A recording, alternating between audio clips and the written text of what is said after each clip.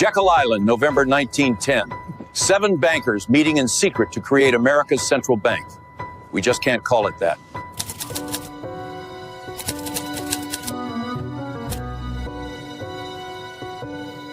The 1907 panic nearly destroyed us. Banks failed, fortunes vanished. We want to control America's money supply, create booms, trigger busts, and profit from both. And how will we do that? We'll create money from nothing, loan it to the government, and charge interest. Legal counterfeiting, my friends. But there's a cost. Every dollar we print steals value from existing dollars. It's a hidden tax that flows directly to us. And it gets worse. If we ever get off the gold standard, governments can print money for wars. Endless wars become possible and profitable. Since Americans hate central banks, we'll call it the Federal Reserve. Sounds governmental, doesn't it? It's not. The president will appoint board members, but we'll pick who he appoints. We'll have 12 regional banks. Looks decentralized, democratic even, but New York banks control them all. That's us. You're probably wondering how we're going to get this through Congress. December 23rd, 1913. Most of Congress home for Christmas. Perfect timing for passing unpopular legislation. I'll publicly oppose our own bill in Congress. They'll pass it thinking they beat Wall Street. We'll fund university chairs, write the textbooks. They'll teach our system as economic science. Beautiful. Every American born after this will inherit debt on money we created from nothing. Generational servitude. The Federal Reserve. Not federal, no reserves. But everyone will think it's their government protecting them. Good afternoon.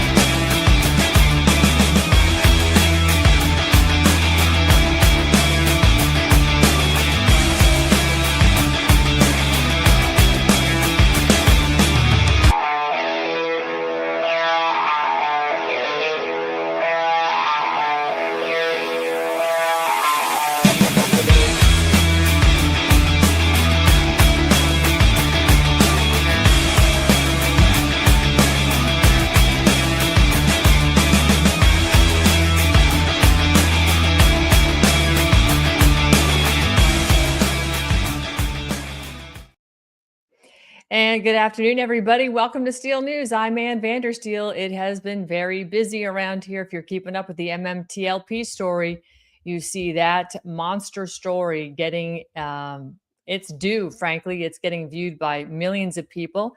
And I'm seeing more and more people coming forward about similar episodes of collusion by the Securities and Exchange Commission and basically just taking down the little guy.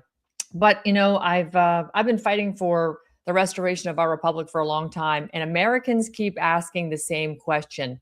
When did everything go wrong? I mean, like, it didn't just happen yesterday, as that's very obvious by the amount of corruption and the swamp, how deep it is. But we need to be asking these questions like, when did freedom become conditional? When did government stop serving the people and start managing us?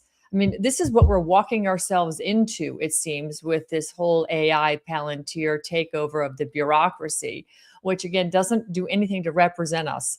When did our property rights, when did our bodily autonomy and even the thought of itself come under attack? The truth is, it didn't just start back in COVID.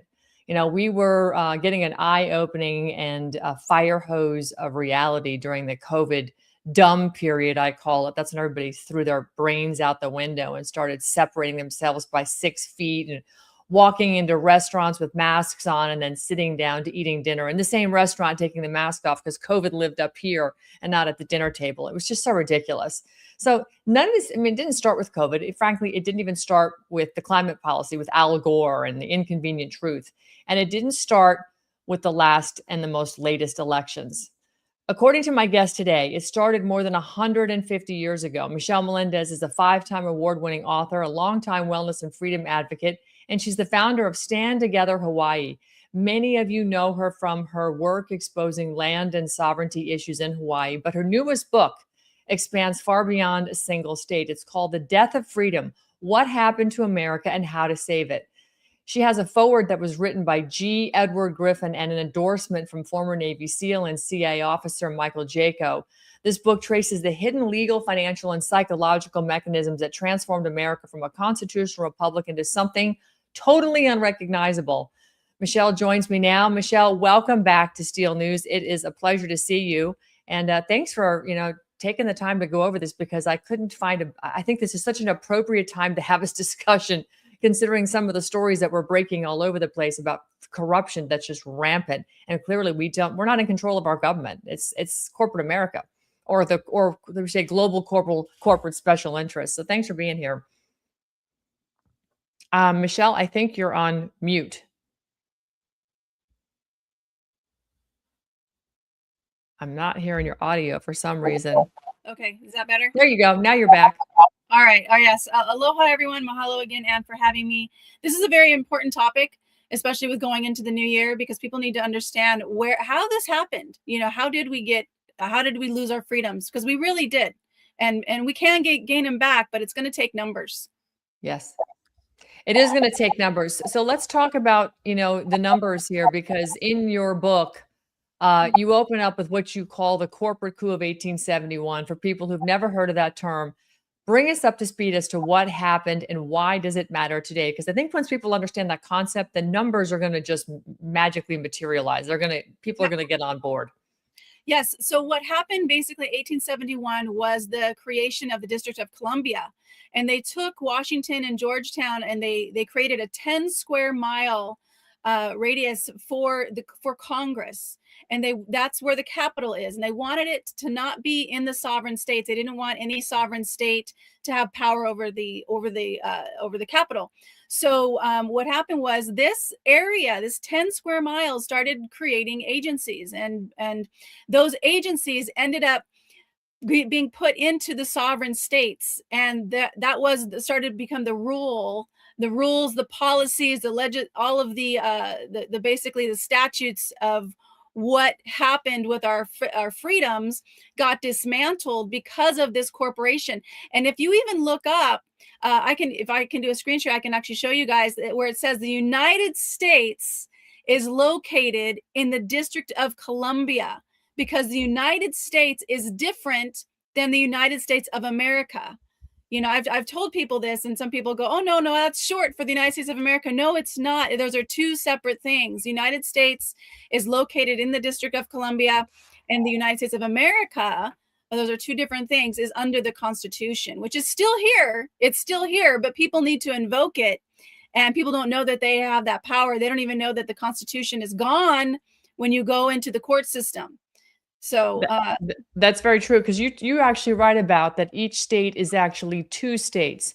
Explain what you mean by that legally, and how Americans are really unknowingly operating in the wrong one, because we have two states, and you have really two versions of you. You've got the corporal God, you, the man, the woman, and then you have your legal fiction. So explain the difference between the two states, because I think it kind of runs in parallel. Yeah, they absolutely run in parallel. And you're not going to legally find a definition saying that there's two different states. But when you look at the structure and you look at the rules and the permission, instead of freedoms, we have permission under the state corporations. That's basically telling you a story that you're not going to legally find in the legal definitions. But the state corporation, which runs the court system, and I have one of the chapters is on the court system and on money. And when you walk into the court system, why it's designed the way that it is. Nothing is done by accident. In fact, President Roosevelt actually said that. He said, if it happens in politics, it was planned that way. So what happened was the corporation, every single state is a corporation. That's what the Great Seal is. It's all corporatized. It's capital letters.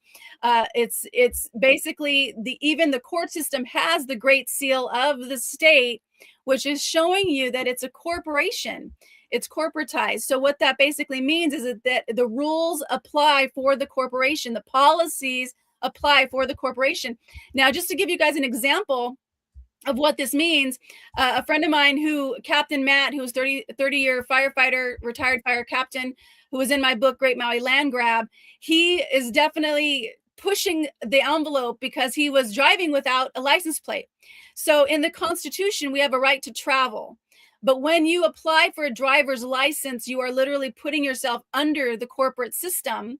And when you register your car, what is registering? Registering is giving permission to the registrar, which used to be the king in medieval times. It was the king, and now it's the state. It's the corporate state that you are literally registering your car through their agency of the DMV. So he didn't do that. He was driving without legal plates, and then he got pulled over, went to the court system. If you do not invoke the Constitution in the court system, you are under their policy. You are under their permission.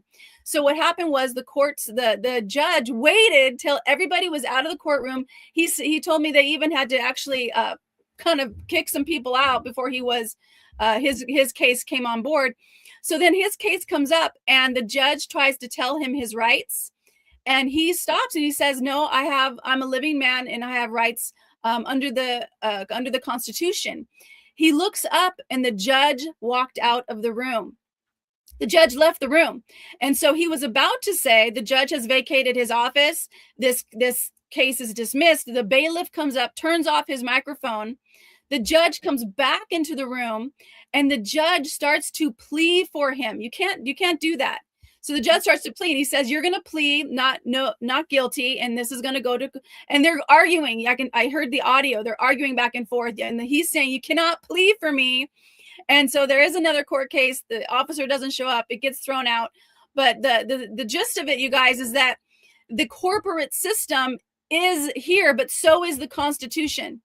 And if you know that and you invoke the Constitution in the court systems, that does supersede the corporate power that they have. But they just want you to not know that and to keep thinking that these statutory rules that they have, that they call laws, if they violate the Constitution and we invoke the Constitution, they supersede it. The Constitution is supreme law of the land.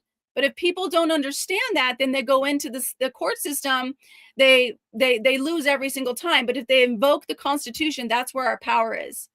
Correct. And Jem on YouTube, he agrees. He says we must take back our role of, by, and for and by the people. Jem, you're absolutely right. I wanted to show this to you because just the other day, Maureen Steele and I, my co-founder at American Made Foundation and American Made Action, were proving the point that you just made. Every state has a corporate identity. And this is right here, a Dun & Bradstreet number. This is an email dated December 14th. So 8 days ago. Here it is, the following DNB number for the state of Florida. And there it is. This is your DUNS number.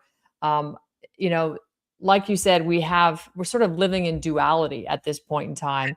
And we have to know how to operate in the right jurisdiction because it is a question of jurisdiction. And we see a lot of that in these cases. Oh, you don't have standing, you don't have, it's not in the jurisdiction. People can make jurisdictions work for them and work against them. And, this is where I think people have not been educated properly. They haven't gotten all the information so that they can fight these battles and stand up for themselves. Because in the meantime, we're getting run over. So let me, sorry, 1 second. I've got a brand new monitor and everything is all jumbled up here. My son had to actually come over and help me get it set up because I couldn't get the screens to extend. I think the tech has now escaped me. But so let's move on here. When you're talking about registering the living, right? One of the most disturbing chapters in your book is titled Registering the Living.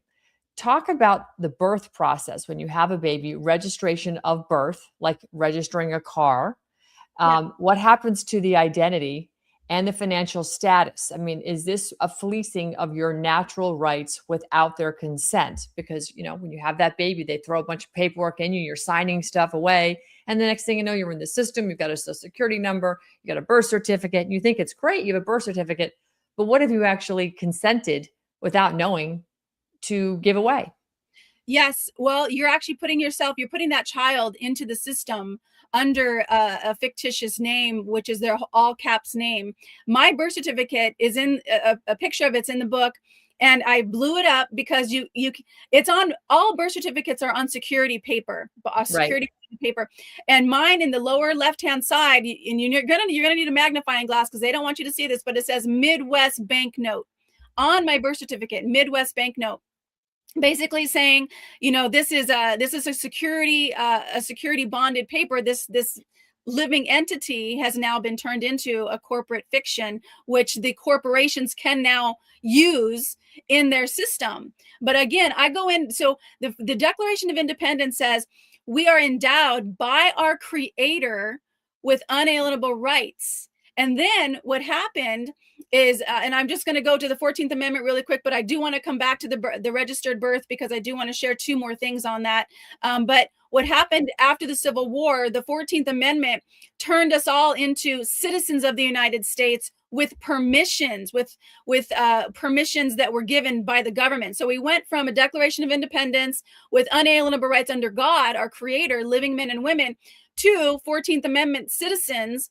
And people go, and this is why there's documents. Are you a U.S. citizen? Yes. Now you just put yourself in their jurisdiction under their permission and control.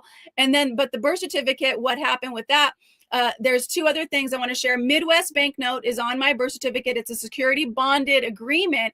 The second thing is, oh, great. You have that one up. The second thing, well, let's go here since you have this up.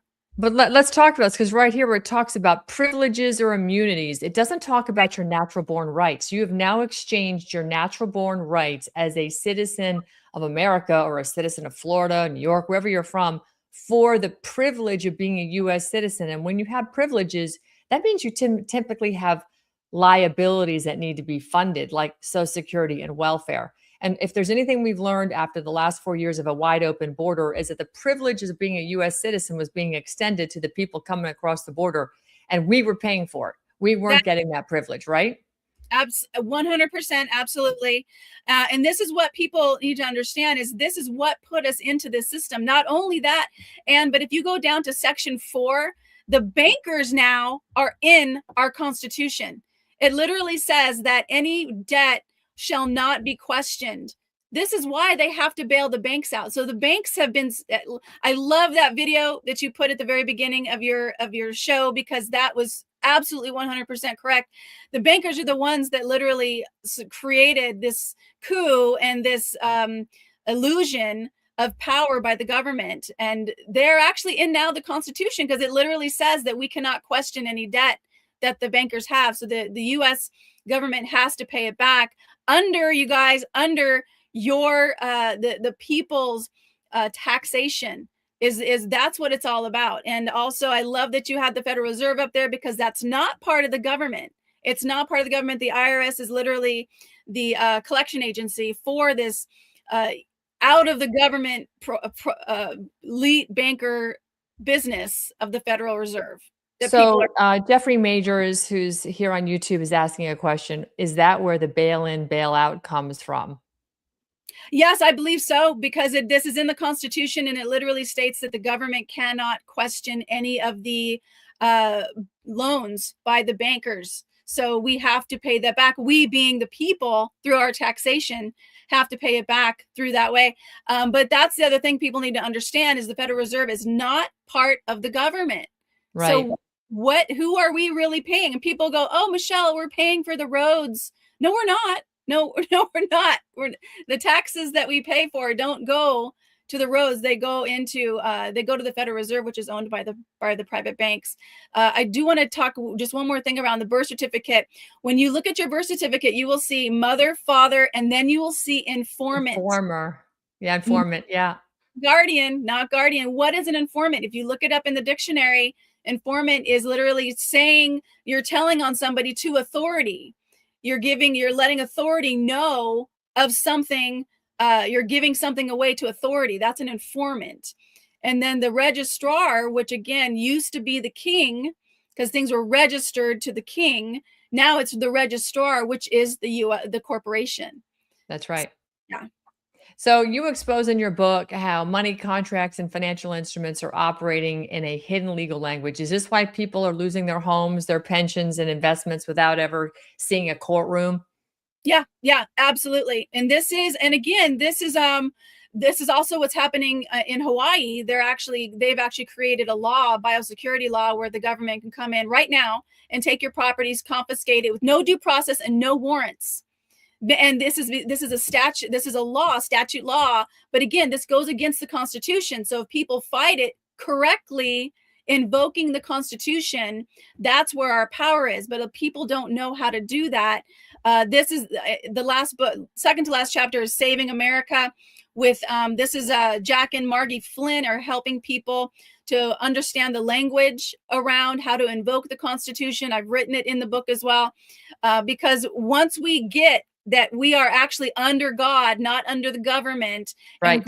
and speaking correctly, that's where our power is. And also the other thing too I want to share is that we have power through citizen memorandums. Citizen memorandums sent to our legislative body, telling them what it is that we want. Like, we are writing citizen memorandums. Our governor last year tried to mandate the full entire vaccine schedule for all children to be able to go to any school, he wanted to take off all religious exemption. So we're putting on a keep vaccines optional event here, and I'm going to have three citizen memorandums there. One is that people have the right, their parents have the right to do whatever they want with their children. The government cannot tell them what to do. The second one is the biosecurity law. We want to remove the section where the government can come in and take your property. And then the third one is citizen memorandum that I'm bringing to that event to keep vaccines optional. The third one is we have to rein in our governor, who has signed 90 emergency proclamations here in the state of Hawaii. He has suspended over 40 laws without legislation, without due process. This man is absolutely out of control. So that's what we're going to be doing here on the state. Another question: can it just be proclaimed that they're violating my constitutional rights? Yes, you can say that, but what really there's no citizen memorandum, affidavits, and then changing the laws, getting bills passed. That's what's going to hold more power. You can say that they're violating your constitutional rights, absolutely. But I don't know really if that question's coming from, can you go into court and say that? You can say it, but again, if you're not, if you don't understand the language, this is why, you guys, check this out. This is why lawyers have to pass the bar. Okay. Why is it a bar? In the courtroom, there's a bar, and you have to open the gate to get in to their system. They count on the fact that you do not understand this language. And if you just go in and say you're violating my constitutional rights without really understanding the language of the system, it's not going to fly as well. As you have to understand the language of the system. Yeah. Well, I mean, there's so much that is coming out. I mean, there's so many great broadcasters right now that are breaking this down in great detail. I myself corrected my status back in 2021, and I took myself out of the U.S. citizenry, and I'm still an American national, still can vote. But I am not part of that jurisdiction. I have very clearly supplanted myself outside the federal jurisdiction because I don't work for the federal government. And I'm not going to be a party to the crimes that they continue to commit overseas on behalf of our tax dollars. It's not how I'm going to play their game anymore. And I think more and more people are waking up to that. One of the things that I think is really, really sad, Michelle, is that the Constitution, as you describe it, has been desecrated and not amended.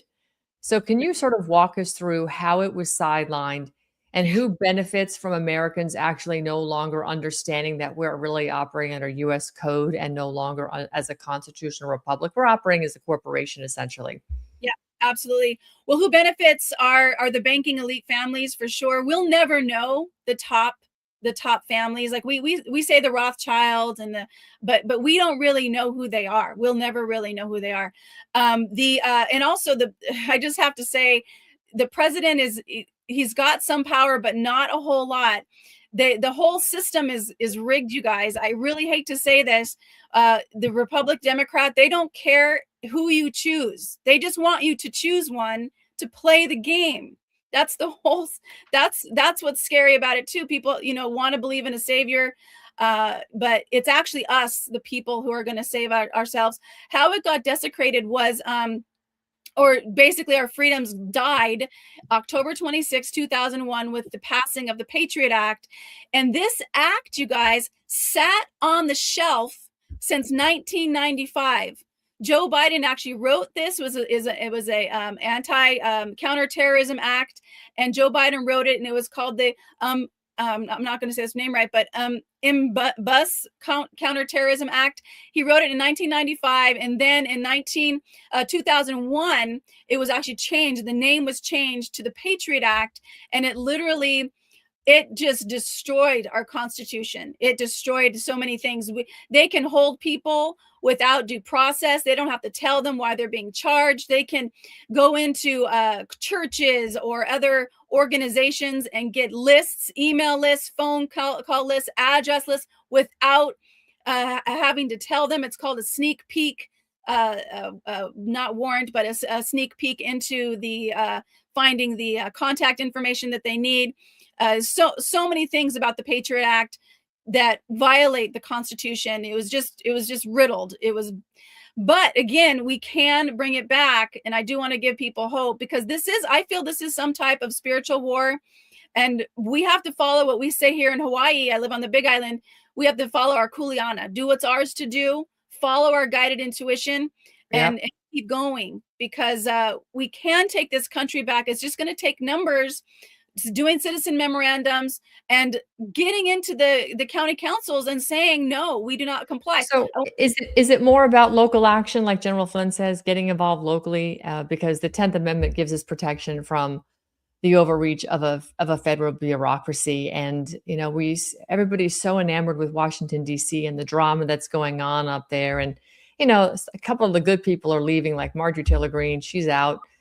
She's done with the crap up there, because it's really futile. I mean, and it's fighting over the Epstein files. Yeah, they should have released it, but they're just now laughing at us. They're gaslighting us. I mean, that redacted release was just more gaslighting. Essentially, they don't simply care. Right. I broke a story last night about the SEC.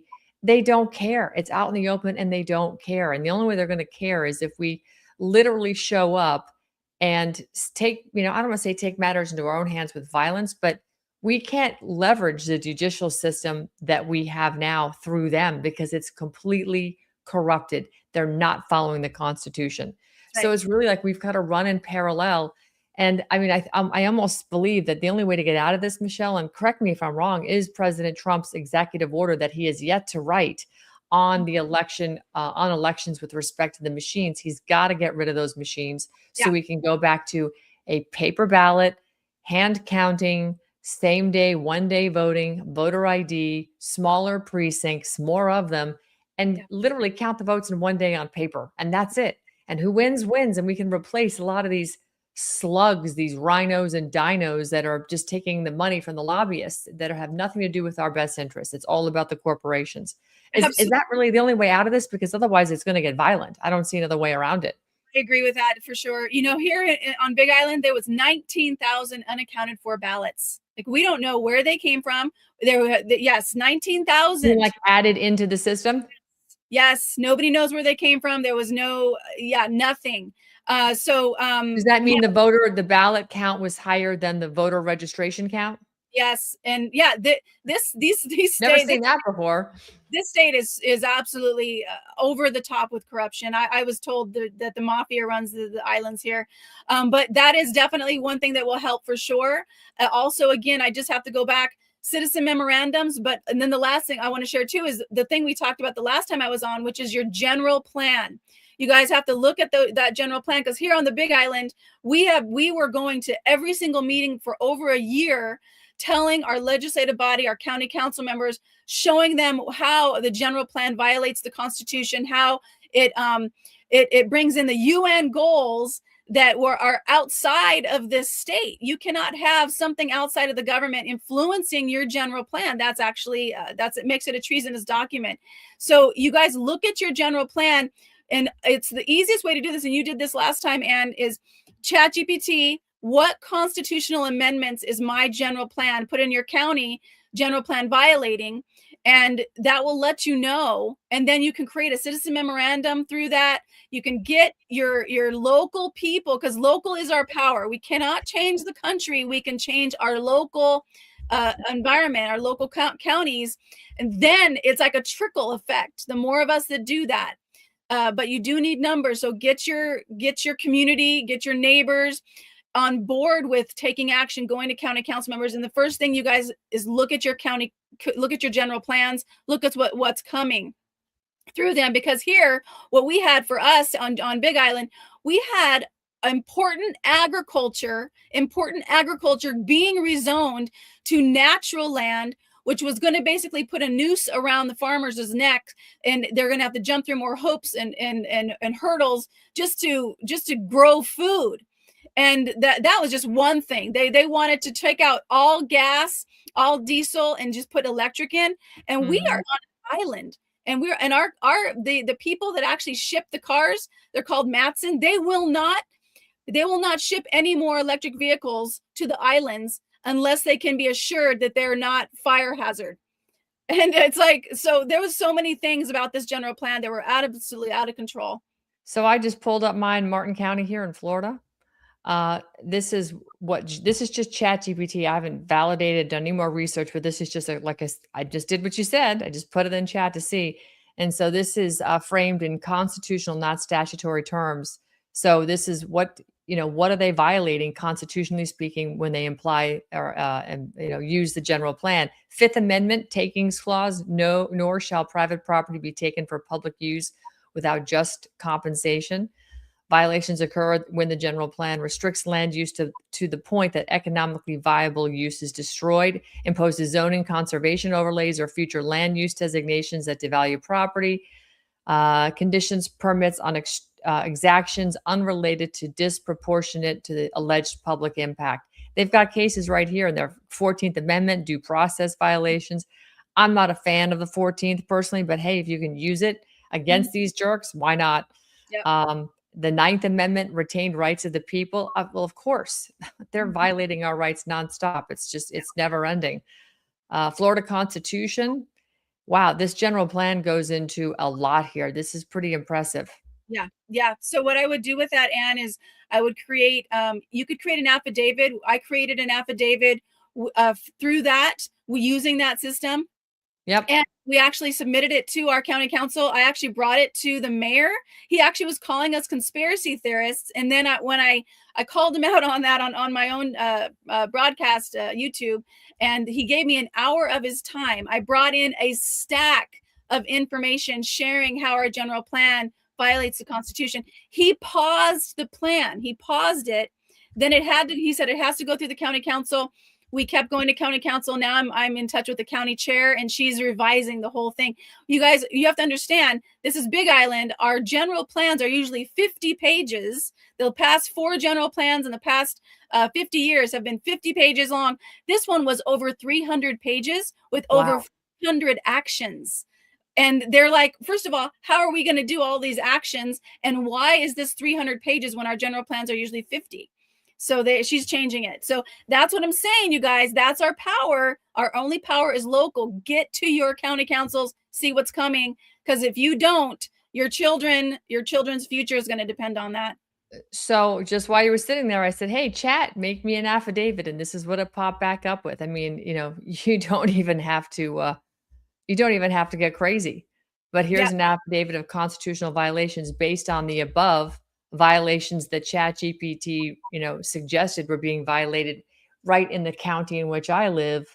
And so, I mean, again, I'm I would literally spend hours digging to make sure that all this stuff made sense, to see if I can find more or eliminate, whatever. But this is just cursory, right? It does all the work for you. There's no reason why you can't print this, take this, get it notarized, go to your bank. They'll notarize it for you for free, have it signed, and take it to a county commission meeting. This is what you're talking about, Michelle. This is actual we the people civic duty governance. This is what our Constitution is really clear on. When you pull out your little pocket Constitution, which I have a copy of right here, the very first three words are we the people. It's not we the government, we Washington, D.C., we the swamp, the World Economic Forum, or the UN, we the people. And our job is to tell these public servants what we want them to do.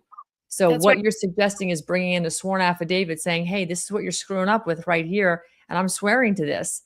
And then I would follow it up with, what do you want them to do? Fix it. Don't do these things, right? In fact, that's actually what we did. We actually took it. There was about 5 of us that took 50 pages, or I think it was 70 pages each. And we actually went through it and we changed it. And so we actually sent them that information. But what's amazing is our county council chair, because she's like, I don't want this to go through on my watch. And we had a couple of them say this. They're like locals. They didn't know. These people, all they were going to do was just put it through, because 300 pages, who reads that? They were just going to keep putting it through. But so many of us kept going to every single county council meeting for over a year, like I said, and we really fought it. And now it's being changed.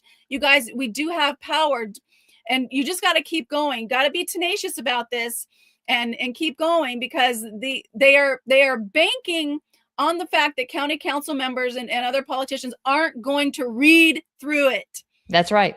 That's exactly right. They're absolutely there. And here's the thing, when you look at the IRS and when you look at, you want to open a business, all the paperwork, from the ordinances and everything you've got to do just to start a company, everything you've got to do, it's a tax on top of tax on top of tax. And it's paperwork to the point where you don't even know if you've done it right, because how do you know? They now have cottage industries around people doing things to show you how to do paperwork for whatever it is you're trying to get done. It's so insane. So here's the thing, we can fight fire with fire. Mm-hmm. It's called being a paper terrorist, because that's what they label us. Bring in these affidavits, bring in what the calls to action that you want to see changed based on the general plan. Like Michelle just said, go to chat, ask chat for the county that you live in to present the general plan, and ask it where it's violating your constitutional rights, and see what it says. Mm-hmm. And then you can bring in an affidavit, and you can bring back your, calls to action, what you want to see change. Start hammering these people back with paperwork. You know why? Because frankly, when the government went, belly up and they weren't funded and there was nothing going on, did anybody miss anything?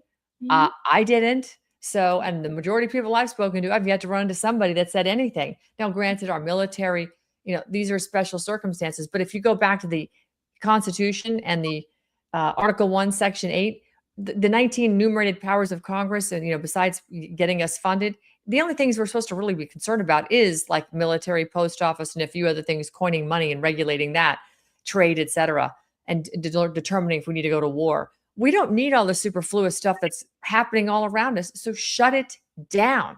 That's look at the mess the SEC made of over 100,000 stock owners worldwide. A little company, MMTLP, that was part of a reverse merger. They punished these stockholders and bankrupted people, ruined lives. People committed suicide over stuff like this. So I'd say, let's give it back to them, Michelle. Let's just shove this paperwork down their throats. Absolutely, 100%. And you guys need numbers. So get your neighbors together. You do meetings. That's what a client of mine is doing, some meetings to bring people together. Because guess what? In the book, Death of Freedom, I actually have 3 citizen memorandums you can use. One against the chemtrails. I live on the Big Island. We don't have a lot here. We do have some, but when I went to Nevada, I was floored at the amount of chemtrails that you guys have over there on the mainland. So there's an affidavit. Citizen memorandum again for the chemtrails. There's also a citizen memorandum for the climate change narrative, because that is totally bogus. You can go to World Climate Declaration, I think it's .org, and you'll see over 2,000 credentialed scientists from around the world have signed a World Climate Declaration saying there's no climate emergency.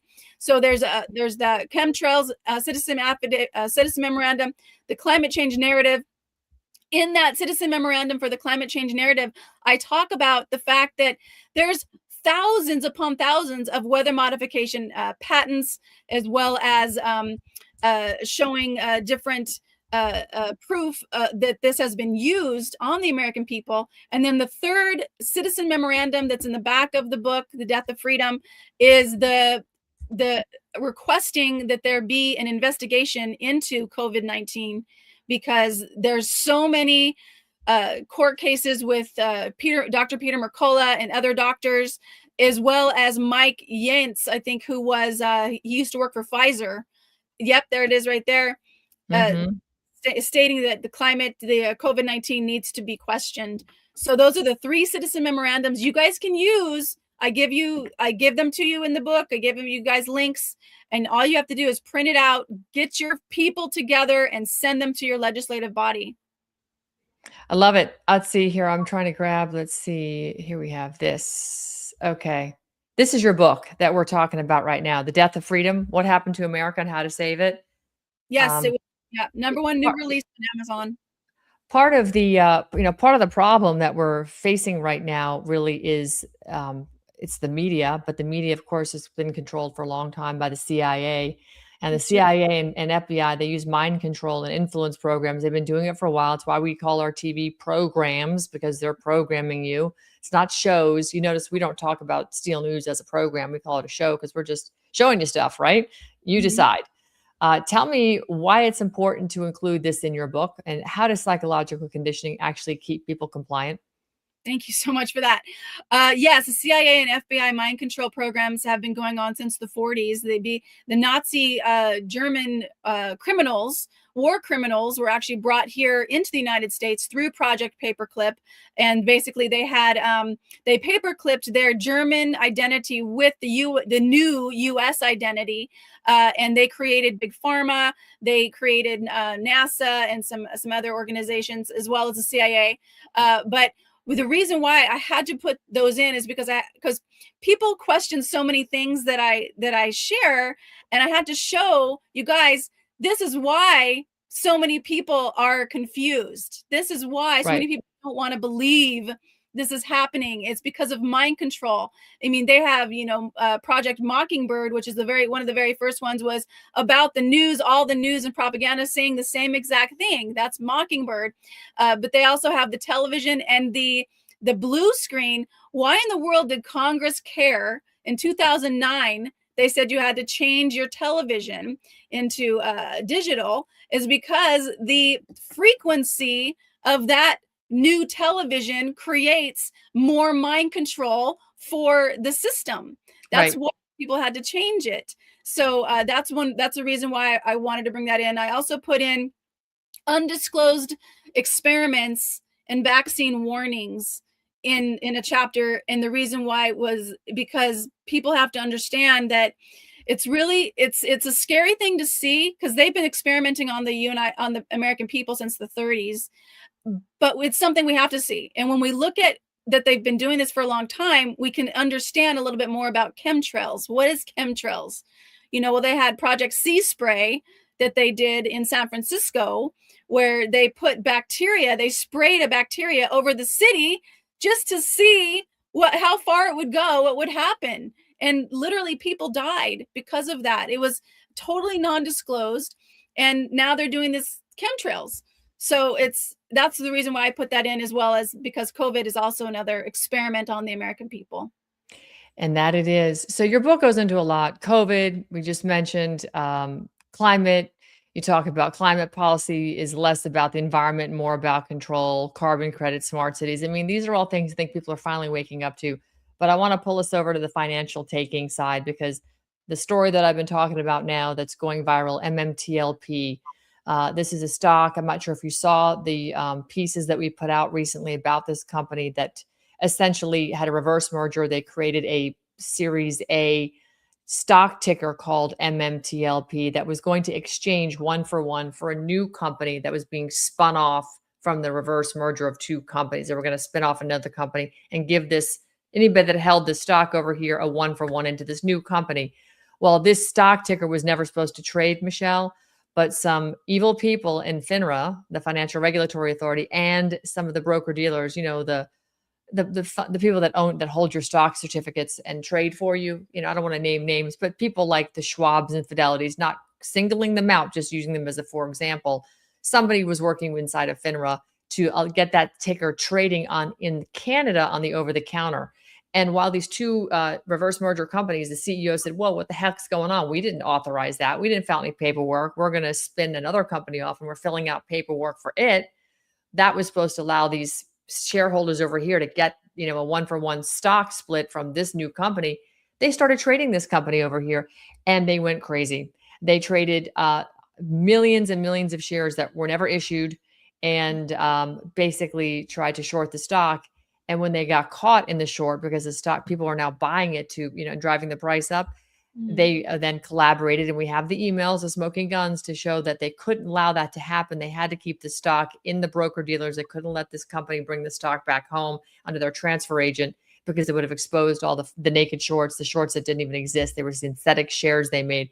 That has been exposed.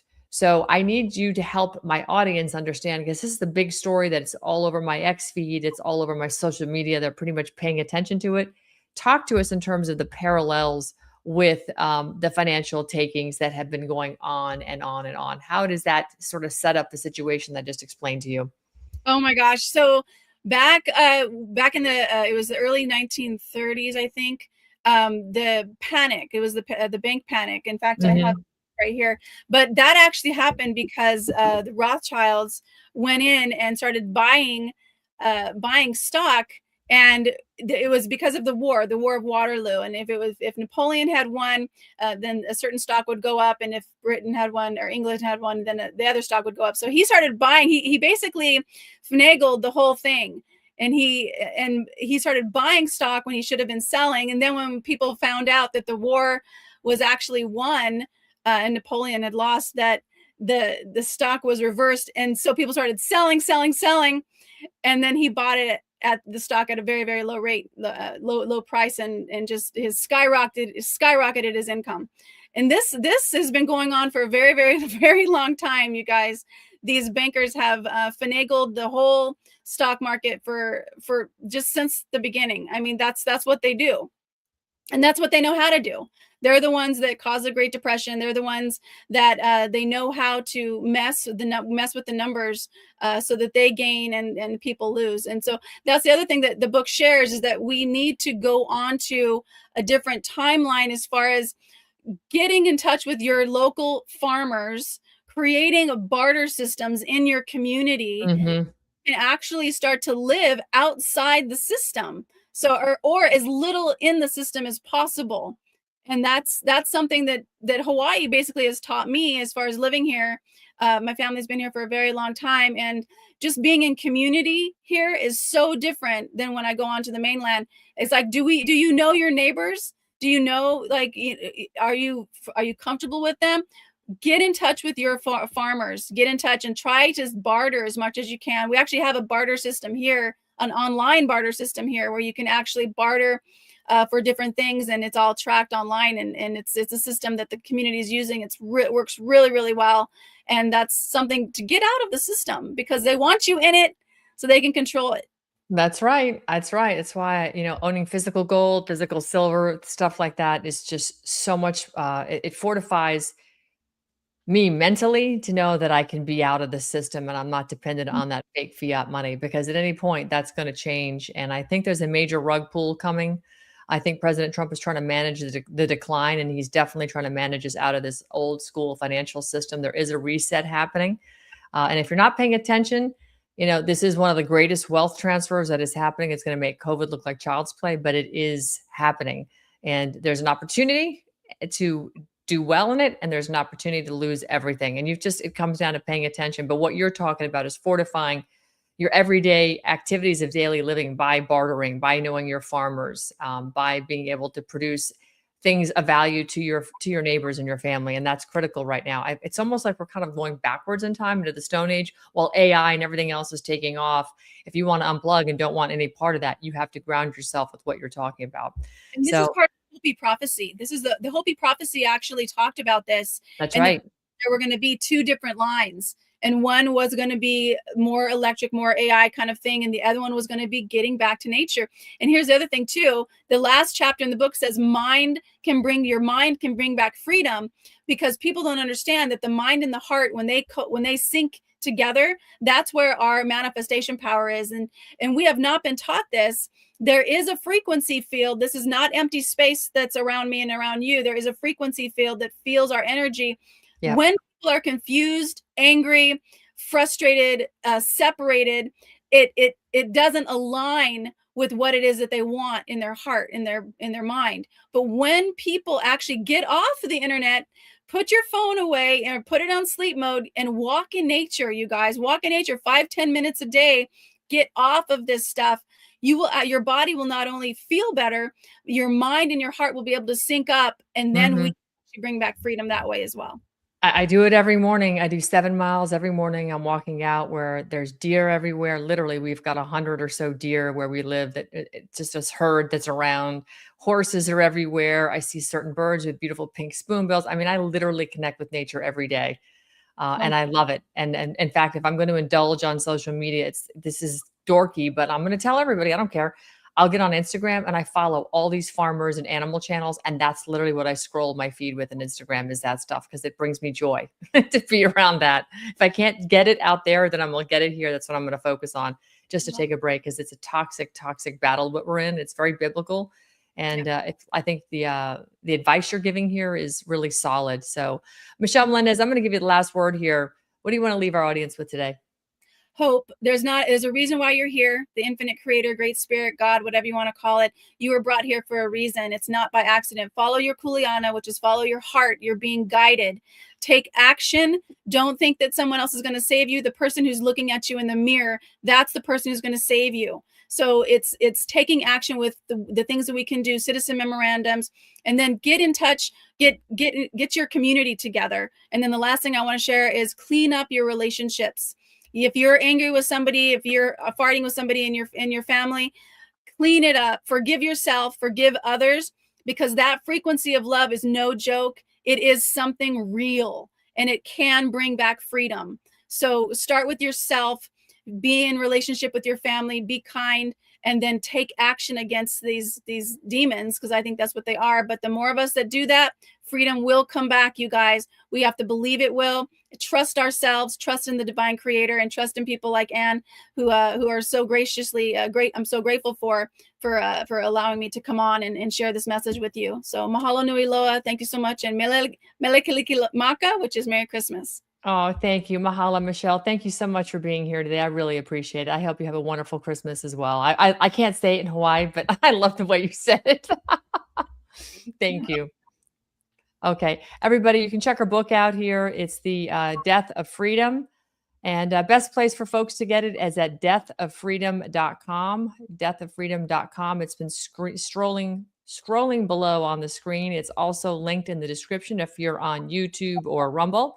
You can catch it there, but deathoffreedom.com. Michelle, thanks so much for being here. I appreciate it. Mahalo. Mahalo. All right, guys, thanks so much. I'm going to continue to work on the story on MMTLP, because that is going. I did submit a permit to set up a press conference at the Securities and Exchange Committee building in Washington, D.C., and I'm waiting to hear back. In fact, the folks that I connected with jumped on it immediately. They were forwarding it up the chain to the right people. So hopefully we'll get that scheduled. I'm shooting for January 12th.